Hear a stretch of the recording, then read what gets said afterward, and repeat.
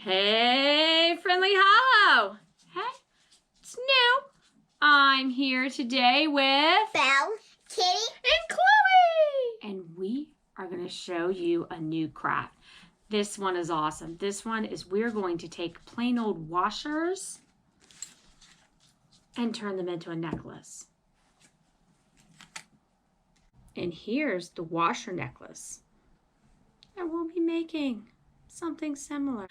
Let me show you first what we're going to need for this craft. The first thing we're going to need is some sort of washer. We have different sorts of ones, all sorts of different things. Now these are going to need to be cleaned very well. We had these, came straight out of the garage, and of course get your caregiver's permission before you take washers.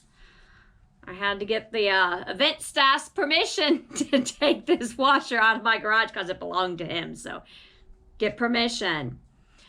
And so we have our washer. Make sure and clean them very well. Dish soap works great to get any grease off of them, because if they're not clean, then the paint won't stick. Next thing we're going to need is some nail polish. And again, caregiver's permission. So this is my nail polish. I'll let Kitty, Belle, and Chloe use my nail polish too.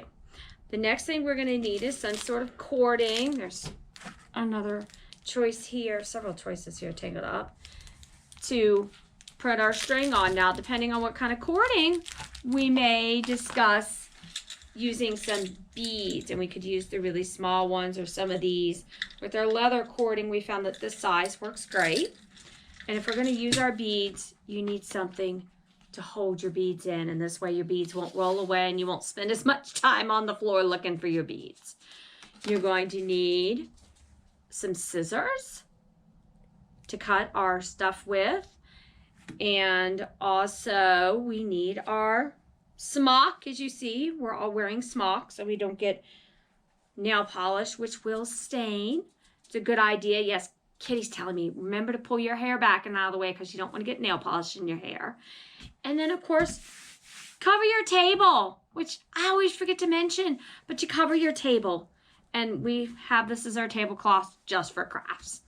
So I think we're ready to get started. Now, before you get started, you might remember that we taught you how to do the surgeon's knot, the lark's head, and even an overhand knot. So there are a bunch of knots that we're going to use here. So if you don't remember your knots, go back and watch those videos and we'll show you how to tie those knots. So are we ready to get started? Yeah! Okay, to get started, we take our washer and decide which side we're going to use. And we will start by taking our nail polish and we will start painting. Now, make sure when you take your nail polish, make sure and wipe the excess off like this so we don't have lots of drips. You want to go really slow, otherwise you end up with that mess there that I made earlier. And we'll paint on our washer.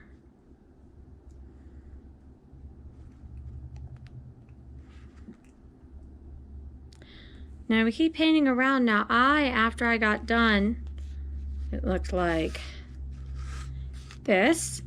And I decided that I was done with that purple and I wanted to paint some pink in between. Now you got to make sure that the purple paint on here is dry, because otherwise it'll mix all together and that'll make a terrible mess. So wait till it dries, which this one's already dry, and then I will paint the next color touching it. And again, make sure it dries between colors.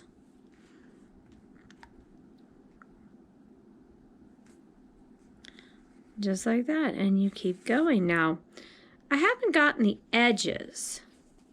And if I want to get the edges, I'll take another color. Now, very carefully, it's better if the washer is dry. Put it on top. These nail polish bottles work great for this. And then now that it's elevated, and I'm not just going to paint it to the table, I can paint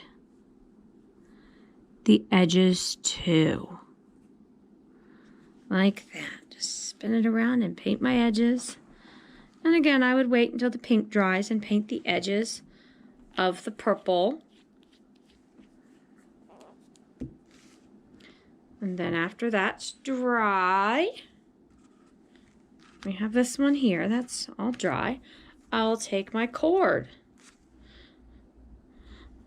and we will fold it in half, and it's already been cut.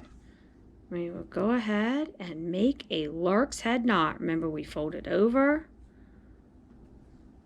We take our loose ends and put it through and pull, and there is our lark's head knot. Now, I want to add a couple beads, and I've already, picked out some beads and put them in this little clear container to keep them from in the way. And I will put my beads. You can do this however you'd like. You can use small beads, big beads, whatever you happen to have and like, and you can get permission. And again, you don't have to have any beads if you don't want to. I changed my mind. I just want these ones here. Just these gel-colored ones. Put them on now. At the end, we can choose a couple of different ways. Now, I could just do our lark's head knot. Take our Girl Scout fingers, put it over, stuff it through. Or we can do our surgeon's knot that we learned a couple weeks ago. Remember, cross over. Oops, let me restart. Over, over. And then pull that tight. And this cord's a little bit delicate, so I have to be careful. And there is our finished necklace.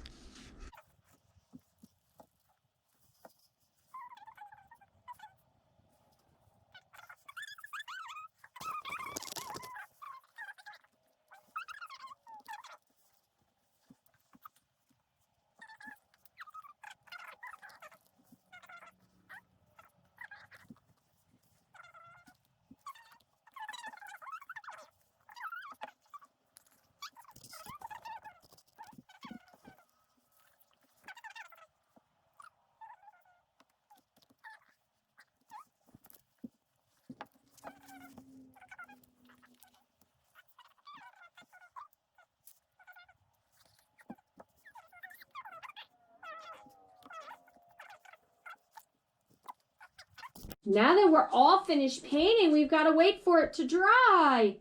So with the magic of video, they're going to be dry.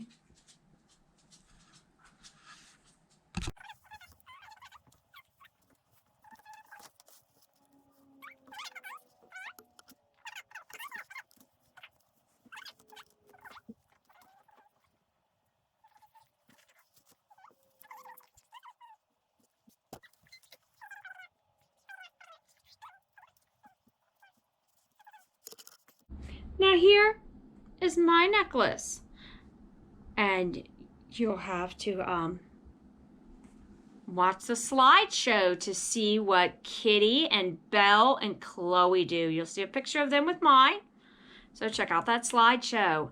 It won't be this week, it'll be next week. You'll have to check back and see what else everybody has sent in.